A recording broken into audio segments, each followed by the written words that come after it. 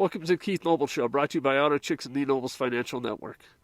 So we have a considerable number of people in this country who've come to the conclusion that it is appropriate to punish anyone more successful than they are. That's basically their social, economic, and political attitude. That's it. They say it's all in the name of progress.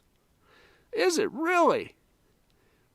Why is envy progressive? How does that help anybody? Yet we have a number of people who, that's their sincere, deep felt belief. Now, they say, well, people have a duty to help others. Yes, you do. But you don't have a duty to help others via compulsion. You don't have a duty to help others at the point of a gun. And you, most of all, don't have a duty to have yet other people, bureaucrats, tell you how you must help someone. That's absurd. But this is the gist of progressivism. And of course, when you ask, well, how much are you helping other people? You want student loan discharge? Well, how much are you writing every month in checks to somebody with student loan? How much are you helping somebody right now? Well, the answer is inevitably none. Not at all. No, they want somebody else to do it. They want to outsource the job. Charity is a wonderful thing. Reaching in your pocket and giving money to help out somebody else is noble. Doing it via compulsion, doing it at the point of a gun, is atrocious, despicable. Just is. That's not charity. That's not helping. That's theft. Understand, that is basically what it is. And there are people who are envious of others who believe they have a right to take their wealth. And they use terms like, well, it's all society's money. No, it isn't. Society didn't work to earn that money. That person worked to earn that money. That person then took risk to invest that money in a business or a market. And then they reaped the rewards of that risk, or they lost their money due to that risk. Now, those people who are interested in taking anybody else's money who has more than they do never see the risk side.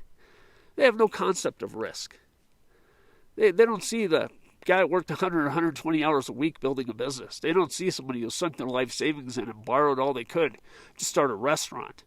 They don't see somebody who had a great idea and then solicited investors who all put their money at risk betting on this fellow's idea. They don't see any of that. And they don't see how often that fails. All they see are people with more than they do, and they think they have a right to it because it's society's money. Well, no, society didn't make those investments. Society did not take that risk. Society did not work those 100-hour weeks. Society did none of that. A person did, or a group of people did. And if they reap the rewards from their efforts, if they reap the rewards from coming up with some idea that makes everyone's life better, that people are actually willing to pay money for because it makes their life better, then all the more power to them. You don't get to say, well, my contributions are equal to somebody else's. They're not. Hence, you're entitled to the same amount of money they have. You are not. We're all different. We should be treated equally under the law because we are all created equal with the same natural rights. This is a very simple formula.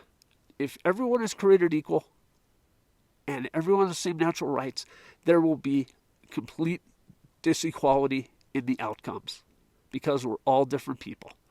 If you want equality of outcome, then you have to disregard and reject the idea that everyone is born equal with the same natural rights. Understand this.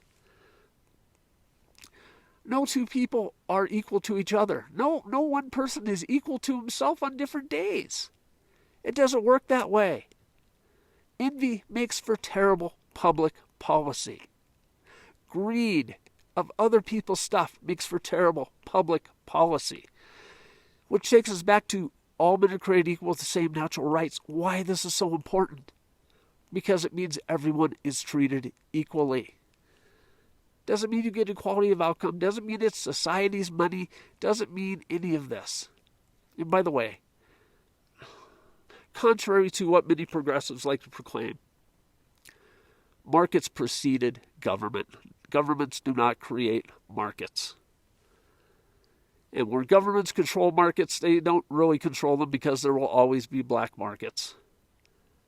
It's just fundamental things that people get wrong.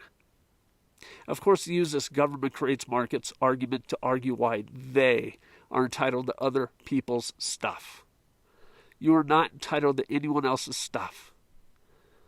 You're entitled to what you work for, and you're entitled to keep all of what you work for. And you're entitled not to have hurdles like regulations, taxation, licensing fees, legislation placed in your way to your building wealth. Placing even more hurdles in the way of other people doesn't help you. Hobbling other people doesn't help you. Get your own self unhobbled from the government. That will help you. Take an equal shot at building wealth, and then use that wealth to help other people. That's how it's supposed to be done. So thank you for tuning in. We'll talk to you soon.